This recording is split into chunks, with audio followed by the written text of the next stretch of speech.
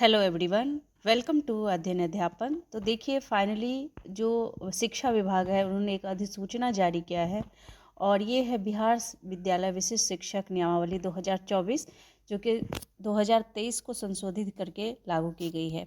अब यहाँ पर जो इम्पॉर्टेंट बात है वो देख लीजिए। यहाँ पर ये बताया जा रहा है कि भारत के संविधान के अनुच्छेद 309 के परंतु के अधीन प्रदत्त शक्तियों का प्रयोग करते हुए बिहार राज्यपाल एतद द्वारा बिहार विद्यालय विशिष्ट शिक्षक नियमावली 2023 में संशोधन करते हुए निम्नलिखित नियमावली बनाते हैं। अब यहाँ पर देखिए इन्होंने बताया कि संक्षिप्त शीर्षक और प्रारंभ यहाँ से बताया गया है कि यह नियमावली बिहार विद्यालय विशिष्ट शिक्षक इतना को कही जाएगी। क्षमता परीक्षा की बात कही गई है कि जिस दिन से यानी सक्षमता परीक्षा नियमावली के प्रवृत्त होने की तिथि से 2 वर्ष के अवधि में आप लोगों को सक्षमता परीक्षा पास करनी होगी और आपको 5 अवसर दिए जाएंगे जिसमें आपको क्या करना होगा, इस एग्ज़ाम को पास करना होगा। इसके बाद देखिए ये जो एग्ज़ाम है वो विभाग अपने ही किसी सरकारी एजेंसी के माध्यम से एग्ज़ाम करवाएगी।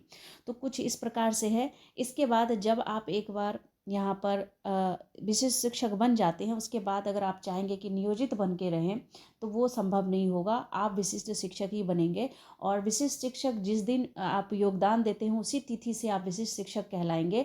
और उसके बाद जिस विद्यालय में आप नियोजित शिक्षक के रूप में काम कर रहे थे उसी विद्यालय में आपको यहाँ पर बताया जा रहा है कि पूर्व पदस्थापन के विद्यालय में ही विशिष्ट शिक्षक के रूप में औपबंधिक रूप से पदस्थापन हेतु अलग से आदेश निर्गत किया जाएगा जिसमें योगदान देने की अंतिम तिथि का भी स्पष्ट उल्लेख होगा। और यहाँ पर देखिए विशिष्ट शिक्षक द्वारा पदस्थापन आदेश में निर्धारित अंतिम तिथि तक योगदान किया जाएगा। योगदान की तिथि से वे विशिष्ट शिक्षक कहलाएंगे। अच्छा, यहाँ पर जैसे ही आप विशिष्ट शिक्षक कहलाएंगे तो आप जो अपना स्थानीय निकाय शिक्षक के पद पर काम कर रहे थे तो वो आपको वहाँ पर रिजाइन देने की आवश्यकता नहीं पड़ेगी। आप वहीं से स्थानीय निकाय शिक्षक से पदमुक्त होकर अपने आप ही विशिष्ट शिक्षक जैसे ही योगदान देंगे विशिष्ट शिक्षक कहलाने लगेंगे। इसके बाद देखिए यहाँ पर मेन जो यहाँ पर पॉइंट है ना उसको आप लोग आराम से पढ़ लीजिएगा। और इसके बाद यहाँ पर जो स्थानांतरण की बात कही गई है वो हम लोग पहले देख लेते हैं। यहाँ पर स्थानांतरण से संबंधित इन्होंने क्या कुछ कहा है क्योंकि ये इम्पॉर्टेंट है। विशिष्ट शिक्षक राज्य के अंतर्गत स्थानांतरणीय होगा और स्थानांतरित विद्यालय में विशिष्ट शिक्षकों को योगदान करना अनिवार्य होगा। इस हेतु विभाग द्वारा अलग से स्थानांतरण नीति जो है वो निर्धारित की जाएगी। अब देखिए यहाँ पर इन्होंने कहा कि ये जो स्थानांतरण नीति है ना वो फिर से विभाग द्वारा यहाँ पर अलग से निर्धारित की जाएगी। अब इसके बाद 10.2 में क्या कहा जा रहा है कि विशिष्ट शिक्षक को सामान्य रूप से जिला के अंदर स्थानांतरण पदस्थापन की कार्रवाई RTE मानक के अनुरूप छात्र शिक्षक अनुपात एवं विभिन्न श्रेणी के शिक्षकों के मध्य संतुलन को ध्यान में रखते हुए एवं प्रशासनिक कार्यों से जिला स्थापना समिति द्वारा की जाएगी जिसका स्वरूप निम्नवत होगा।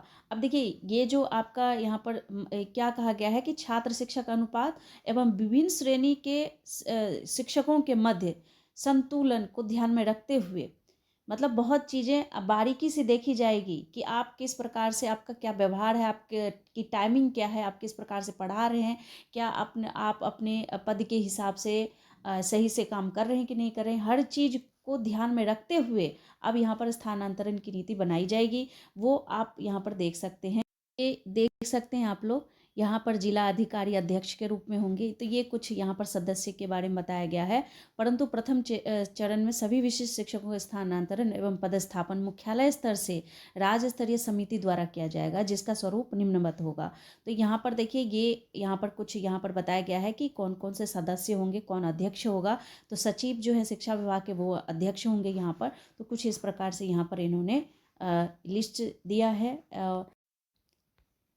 10.3 में कहा जा रहा है कि प्रारंभिक विद्यालय के विशिष्ट शिक्षकों तथा माध्यमिक उच्च माध्यमिक विद्यालय के विशिष्ट शिक्षकों के स्थानांतरण के लिए राज्य स्तरीय समिति की अलग अलग बैठक आयोजित की जाएगी जहां पर फैसला लिए जाएंगे यानी महत्वपूर्ण फैसले लिए जाएंगे।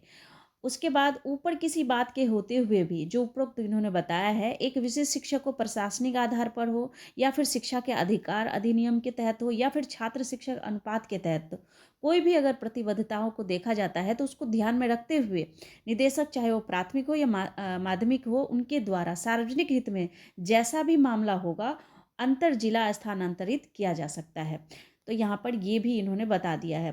इसके बाद देखिए बिहार विद्यालय विशिष्ट शिक्षक नियमावली 2023 में एक नया नियम 10 का यानी प्रशासनिक दृष्टिकोण से स्थानांतरण किया जाएगा, ये चीज़ यहाँ पर ऐड किया गया है का अंतःस्थापन। अब देखिए बिहार विद्यालय विशिष्ट शिक्षक नियमावली इतने के तहत नियम 10 के बाद एक नया नियम 10 का प्रशासनिक दृष्टिकोण से स्थानांतरण के रूप में अंतःस्थापित किया जाएगा, जो कि ये काफ़ी ज़्यादा यहाँ पर देखें तो बहुत ही कहें ना स्ट्रिक्टनेस वो यहाँ पर दिखाया गया है।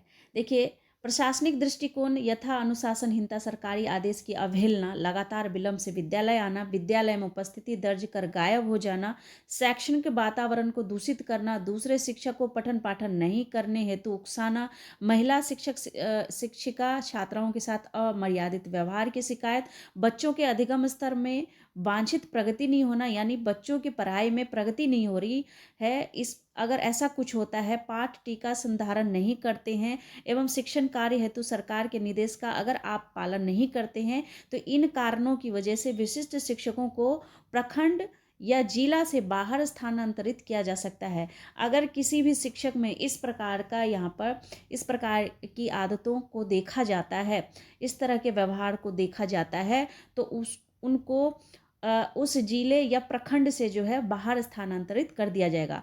अब देखिए बात यहीं ख़त्म नहीं होती, आगे देखेंगे। आगे देखिए प्रशासनिक दृष्टिकोण से विशिष्ट शिक्षकों को प्रखंड से बाहर स्थानांतरण जिला पदाधिकारी के द्वारा स्वतः संज्ञान लेते हुए या संबंधित जिला शिक्षा पदाधिकारी की अनुशंसा पर किया जा सकेगा। इसी प्रकार विशिष्ट शिक्षकों का जिला पदाधिकारी, तो उपरोक्त जो भी बातें यहाँ पर बताई गई है कि विद्यालय लेट से आना या हाजिरी लगाकर गायब हो जाना, अगर ऐसा कोई शिक्षक पाया जाता है, जो भी जिन बातों का उन्होंने वर्णन किया है, अगर ऐसा कुछ भी पाया जाता है, तो जिस जिले के स्कूल में वो काम कर रहे हैं, तो उस जिले से उनको बाहर के दूसरे जिले में स्थानांतरण कर दिया जाएगा। और इसके बाद उक्त कार्रवाई से पूर्व संबंधित विशिष्ट शिक्षक को नोटिस निर्गत कर अपना पक्ष रखने हेतु 3 कार्य दिवस समय दिया जाएगा। अगर किसी शिक्षक के खिलाफ हो सकता है उस शिक्षक के खिलाफ गलत इन्फॉर्मेशन भी दी गई हो, तो ऐसे में शिक्षक को समय भी दिया जाएगा अपना पक्ष रखने के लिए, तो 3 दिन का यहाँ पर समय दिया जाएगा। और अगर 3 दिन के अंदर शिक्षक द्वारा उसका उत्तर नहीं दिया जाता है अथवा उनके उत्तर से संतुष्टि नहीं होती है, यानी संतोषजनक उत्तर नहीं मिलती है, तो ऐसी स्थिति में सक्षम प्राधिकार द्वारा प्रखंड या जिला स्थानांतरण की कार्रवाई की जा सकेगी, यानी उनको दूसरे जिले में या दूसरे प्रखंड में उनकी नियुक्ति की जाएगी, स्थानांतरण कर दिया जाएगा। प्रशासनिक दृष्टिकोण से किए गए अंतरजिला स्थानांतरण के फलस्वरूप संबंधित स्थानांतरित विशिष्ट शिक्षक की वरीयता स्थानांतरित जिला में उनके नियुक्ति वर्ष से संबंधित विशिष्ट शिक्षक की विषयवार वरीयता से निम्न वरीयता के रूप में निर्धारित की जाएगी। अब देखिए ये अभी सिर्फ स्थानांतरण नहीं होगा, निम्न वरीयता के रूप में इनका स्थानांतरण जो है वो निर्धारित की जाएगी विशिष्ट शिक्षक के रूप में। अब देखिए यहाँ पर अपील में क्या कहा गया है कि जिला पदाधिकारी के स्तर से लिए गए निर्णय के विरुद्ध निदेशक, चाहे वो प्राथमिक हो माध्यमिक हो, जैसा मामला हो के समक्ष आरोपित विशिष्ट शिक्षक अपील कर सकते हैं। तो यहाँ पर अपील कर सकते हैं शिक्षक। और इसी प्रकार निर्देशक, चाहे वो माध्यमिक हो या प्राथमिक हो, जैसा मामला हो के स्तर के लिए निर्णय के विरुद्ध आरोपित विशिष्ट शिक्षक सचिव शिक्षा विभाग के समक्ष भी अपील कर सकते हैं। इसके बाद यहाँ पर बताया गया है कि 6वें पॉइंट में बिहार विद्यालय विशिष्ट शिक्षक नियमावली 2023 में एक नया नियम 10 ख यानी आचरण संहिता का जो है अंतःस्थापन, ये भी यहाँ पर जो है बताया गया है। और इन सब बातों का अब ध्यान रखा जाएगा। बिहार विद्यालय विशिष्ट शिक्षक नियमावली इतने के तहत 10 क के बाद एक नया नियम 10 ख आचरण संहिता के रूप में अंतःस्थापित किया जाएगा। और ये कुछ इस प्रकार से होगा। यहाँ पर बताया गया है कि सरकारी आदेश का पालन करना, जो सरकारी आदेश दिया जाएगा वो उसका पालन करना होगा। निर्धारित पाठ्यक्रम को सुगम एवं सुलभ ढंग से पूर्ण करना या कराना, जो भी पाठ्यक्रम आप पाठ पढ़ा रहे हैं उसको सही तरीके से, ताकि बच्चों को समझ आए, ऐसे पूर्ण करना होगा। समय पर विद्यालय आना होगा। निर्धारित रूटीन के अनुसार कक्षा का संचालन करना होगा। जो रूटीन दिया गया है उस रूटीन के हिसाब से कक्षा का संचालन करना है। शैक्षणिक वातावरण को दूषित नहीं करना है। तो कुछ इस प्रकार से बताया गया है। बाद देखिए दूसरे शिक्षक को पठन पाठन नहीं करने में व्यवधान नहीं करना। ठीक है, अगर कोई शिक्षक पठन पाठन का काम कर रहा है तो उनको डिस्टर्ब नहीं करना है उस बीच में जा कर के। शिक्षण कार्य से इनकार नहीं करना, जो भी शिक्षण का कार्य है उससे आप इनकार नहीं करेंगे, वो आपको करना ही होगा। महिला शिक्षिका छात्राओं के साथ अमर्यादित व्यवहार नहीं करेंगे। किसी दल विशेष के पक्ष में राजनीति में संलिप्त नहीं होना है। तो ये बहुत ही ज़्यादा है, जो कि अक्सर जुड़े होते हैं, तो यहाँ पर आपको ध्यान देना है। इसके बाद है निजी ट्यूशन, कोचिंग एवं अन्य व्यावसायिक संस्थानों में संलिप्त नहीं होंगे, क्योंकि देखिए सरकारी, बहुत सारे सरकारी टीचर हैं, सरकार से उनको पैसा मिलता ही है, लेकिन पर्सनली वो ट्यूशन खोल लेते हैं, व्यावसायिक यहाँ पर संस्थाएं चलाते हैं। तो ये जो है कहीं ना कहीं गलत है, तो ये संलिप्त नहीं होना चाहिए। तो ऐसे में उनके खिलाफ कार्रवाई की जाएगी। इसके बाद बाल अधिकारों का संरक्षण सुनिश्चित करते हुए बच्चों को मानसिक एवं शारीरिक रूप से प्रताड़ित नहीं होने देना। मारना नहीं है, बच्चे को डांटना नहीं है। तो इस तरह से यहाँ पर बताया गया है। किसी प्रकार के नशा का सेवन नहीं करना है, कोई भी शिक्षक कोई नशा नहीं करेगा। सामाजिक कुरीतियों, विशेषकर बाल विवाह एवं दहेज प्रथा को दूर करने में सामाजिक सक्रिय भूमिका निभाना है। उसके बाद वार्षिक माध्यमिक परीक्षा एवं उच्च माध्यमिक परीक्षा के सफल संचालन हेतु बिहार विद्यालय परीक्षा समिति द्वारा समय समय पर दिए जाने वाले निर्देशों का अनुपालन करना है। और इसके बाद दिया है, विभाग द्वारा निर्धारित प्रशिक्षण में भाग लेने से इनकार नहीं करना है। विशेष शिक्षक पर बिहार सरकारी सेवक आचार संहिता 1976, जो कि समय समय पर इनमें संशोधन होता रहता है, में निहित प्रावधान प्रभावी होंगे। उसके बाद 7 नंबर पर कहा जा रहा है कि बिहार विद्यालय विशिष्ट शिक्षक नियमावली 2023 के नियम 11 का प्रतिस्थापन यहाँ पर बताया गया है कि बिहार विद्यालय विशिष्ट शिक्षक नियमावली 11 में अनुशासनिक कार्रवाई का निम्नलिखित से प्रतिस्थापन होगा। अब देखिए यहाँ पर कार्रवाई क्या होगी। विशेष शिक्षक अवचार या कदाचार के विभिन्न कृत्यों के लिए ऐसे अनुशासनिक कार्रवाई के अधीन होंगे जो नियुक्ति प्राधिकार द्वारा विनिश्चित किए जाएंगे। अब इसको हम लोग देखते हैं। विशेष रूप से नियुक्ति प्राधिकार निम्नलिखित मामलों में से एक विशिष्ट शिक्षक के खिलाफ अनुशासनिक कार्रवाई शुरू करने के लिए सक्षम होगा। अब अगर ऐसी स्थिति पाई गई तो शिक्षकों के खिलाफ, जो भी शिक्षक होंगे उनके खिलाफ ये कार्रवाई की जाएगी। कार्य से अनाधिकृत अनुपस्थिति, बेवजह आप अनुपस्थित हैं काम से, जानबूझकर अवज्ञा या अनुशासनहीनता करना, विद्यालय के शैक्षणिक वातावरण में योगदान न देना, वित्तीय अनियमितता के मामले, सार्वजनिक जीवन में ईमानदारी का अभाव, किसी भी आपराधिक मामले में शामिल होना, बिहार सरकारी सेवक आचार नियमावली 1976 के प्रावधानों, जो भी प्रावधान है इसमें, इसका उल्लंघन नहीं करना है। अगर ऐसा पाया जाता है तो उनके खिलाफ कार्रवाई की जाएगी। और इसके बाद कोई अन्य मामला जिस पर अनुशासनिक प्राधिकार विचार करे। उसके बाद नियम 10 ख आचरण संहिता का उल्लंघन, नियम 10 के ख को जो हमने पढ़ा था उसका भी वहाँ पर उल्लंघन अगर होता है तो ऐसी स्थिति में भी कार्रवाई की जाएगी।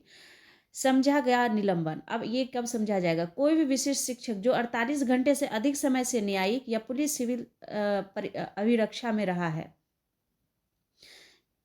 ये अगर स्थिति आती है कितने 48 घंटे में, तो ऐसे में उनको निलंबित समझा जाएगा। तो ये यहाँ पर दिया गया है कि अभिरक्षा में रहा है उसे निलंबित समझा जाएगा और अनुशासनिक प्राधिकार ऐसा आदेश जारी करेगा। इसके बाद अनुशासनिक प्राधिकार दोषी विशिष्ट शिक्षक पर निम्नलिखित दंड अधिरोपित कर सकेगा। अब देखिए दंड भी यहाँ पर दिया गया है।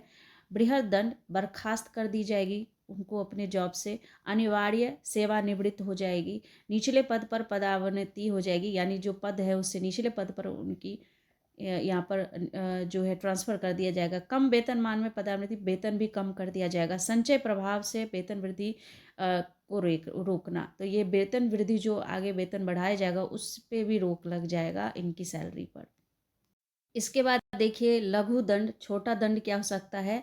निनंदन। उसके बाद निर्धारित विधि से निर्दिष्ट दिनों के लिए सक्षम प्राधिकार के समक्ष उपस्थिति दर्ज किया जाना आवश्यक होगा। वेतन से कटौती के माध्यम से वित्तीय जुर्माना लगाना जो 15 दिनों से अधिक न हो। और इसके बाद गैर संचयी प्रभाव से वेतन वृद्धि को रोकना, प्रोन्नति रोकना, प्रमोशन रोक दिया जाएगा। कुछ इस प्रकार से यहाँ पर बताया गया है। इसके बाद देखिए 11.5 में क्या कहा जा रहा है कि विभागीय कार्रवाई शुरू करने की प्रक्रिया क्या होगी। अनुशासनिक प्राधिकार आरोपित विशिष्ट शिक्षक के खिलाफ रिपोर्ट प्राप्त होने पर यह तय करेगा कि क्या रिपोर्ट के आधार पर बृहद दंड या लघु दंड का प्रथम दृष्टया मामला बनता है। इस प्रयोजन के लिए अनुशासनिक प्राधिकार आरोपित विशिष्ट शिक्षक से 7 दिन का समय लेते हुए एक कारण परीक्षा पूछ सकता है कि उसके विरुद्ध बृहद या लघु दंड आरोपित करने के लिए जैसा भी मामला हो कार्रवाई क्यों नहीं प्रारंभ की जाए, और यहाँ पर उनको पूछने का यहाँ पर मौका दिया जाएगा। उत्तर प्राप्त होने के बाद अनुशासनिक प्राधिकार यह तय करेगा कि बृहद दंड कार्रवाई या लघु दंड कार्रवाई के लिए आगे बढ़ना या मामले को बंद करना है। यदि आरोपित विशिष्ट शिक्षक ऐसे 2 कारण परीक्षा का उत्तर नहीं देता तो अनुशासनिक प्राधिकार मामले को एक पक्षीय रूप से तय करने के लिए सक्षम होगा। यदि अनुशासनिक प्राधिकार बृहद या लघु दंड के लिए कार्रवाई प्रारंभ करने का विकल्प चुनता है तो इन नियमों में उल्लेखित आगे की कार्रवाई का पालन यहाँ पर किया जाना चाहिए। यहाँ पर इसके बाद निलंबन उपयुक्त वर्णित कारणों से अनुशासनिक कार्रवाई शुरू करने के समय अनुशासनिक प्राधिकार आरोपित विशिष्ट शिक्षक को निलंबन पर रख सकता है, परंतु अनुशासनिक प्राधिकार आरोपित विशिष्ट शिक्षक को निलंबन के अधीन रखने से पूर्व कारण परीक्षा करेगा। निलंबन की अवधि के दौरान उक्त शिक्षक मूल वेतन और महंगाई भत्ते को 50% के बराबर जीवन निर्वाह भत्ता का हकदार होगा। तो यहाँ पर देखिए बृहद दंड आरोपित करने की जो प्रक्रिया है वो किस प्रकार से की जाएगी, तो कुछ इस प्रकार से यहाँ पर बताया गया है। कुल मिलाकर यहाँ पर शिक्षकों के लिए ही कहें तो बहुत सारे नियम इन्होंने बना दिए हैं। अब कहीं ना कहीं शिक्षक तो यहाँ पर निराश होंगे ही होंगे, क्योंकि नियमावली को देखकर लग रहा है कि शिक्षक तो कहीं से खुश होने वाले हैं नहीं इस नियम को देखते हुए। देखिए पूर्व के न्यायिक अर्ध न्यायिक कार्यवाही की निरंतरता, कुछ इस प्रकार से इन सब चीज़ों को आप क्या करेंगे अपना पढ़ लीजिएगा। और इसके बाद जो है यहाँ पर आप देख सकते हैं 12 ख तक यहाँ पर इन्होंने बताए हैं, इसको आप लोग अच्छे से पढ़ लीजिए। और यहाँ पर अभी कुछ और आगे कोई अपडेट आता है तो आप लोगों को ज़रूर बताया जाएगा। तो मिलती हूँ अगले अपडेट में, तब तक के लिए thank you and thanks for watching.